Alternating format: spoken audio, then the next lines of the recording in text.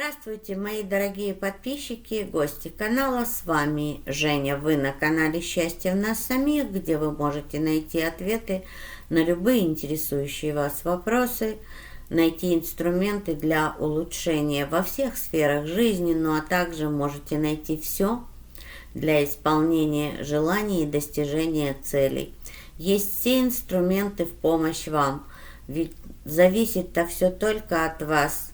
Только вы можете решить, когда и как вы будете менять свою жизнь, ну и потом уже двигаться к этим изменениям. Ведь ваши мысли, эмоции и действия сегодня создают вашу жизнь завтра. Возьмите это под контроль, и, соответственно, вы сможете контролировать вашу жизнь. Для меня это открытие было прекрасным. Да, с одной стороны, я понимала, что предстоит большая работа, и я продолжаю эту работу. Ну а с другой стороны, когда ты понимаешь, что контроль есть у тебя, соответственно, это уже прекрасное чувство силы.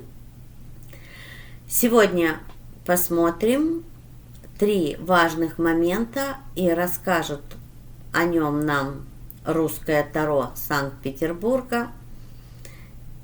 Оно сделано по мотивам русских сказок, очень интересно предсказывает. Сосредоточьтесь на себе любимых, как всегда. Сделайте себе комплимент, похвалите себя и, конечно, обязательно улыбнитесь. Помните, улыбка улучшает жизнь. Чем больше вы улыбаетесь, тем больше улыбок вы получаете от Вселенной, высших сил, от вашего мира. Каждый из вас верит во что-то свое, и то, во что вы верите, работает на вас. Ну что, начинаем. Первый важный момент, о котором хочет рассказать нам русское Таро. Мы смотрим. Первый важный момент – это появление женщины из прошлого или появление именно событий, которые с вами уже происходили. Вам будет казаться своего рода дежавю. Но это по той простой причине, что есть ситуации, которые вы не проработали в прошлом, не отпустили. Особенно это касается, как я понимаю, негативных ситуаций. По той простой причине, что когда с нами происходит что-то хорошее и позитивное, мы меньше анализируем. Мы просто это принимаем. А вот когда начинают происходить какие-то непонятные события, когда начинают происходить события, в которых вам кажется, что вы окунулись опять в ту атмосферу именно негатива, который был в прошлом, вот это и происходит по той простой причине, что не отпустили. Вроде бы забыли, знаете, как забыли, придавили. Вот знаете, когда делают цветы, высушивают для гербария, вот так вот их придавливают книгами. Вот точно так же, вы уж простите за метафорию, вы точно так же придавили те события, те ощущения, те чувства, которые были. Скорее всего, это связано с женщиной, потому что выпала королева мечей. Королева мечей очень довольно-таки резкая женщина. И это женщина, с которой у многих из вас что-то произошло в прошлом, и вы это не отпустили. Ну вот она появляется, и уже получается, что раз она появляется или события появляются, надо все-таки проанализировать, потому что это мечи, это анализ.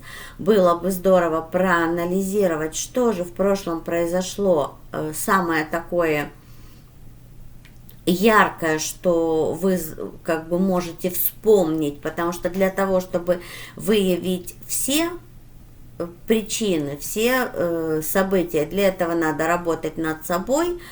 Ну а тут, если уже мы не говорим о работе над собой, работа над собой – это ваш выбор, вот тут получается, что было бы просто здорово попытаться простить, отпустить и, знаете, как поблагодарить и отпустить с миром женщину, события и негативные ощущения.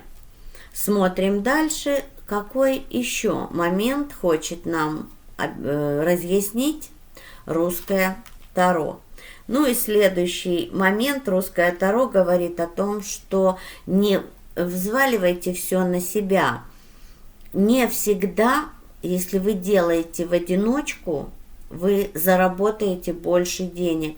Иногда, работая в тандеме или в тиме, в коллективе, вы можете намного быстрее завершить работу и, соответственно, вы намного быстрее можете получить свое вознаграждение.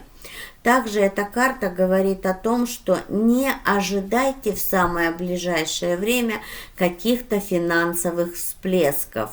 Скорее всего, все будет или на том же уровне, на котором вы сегодня финансово, даже может быть небольшое уменьшение.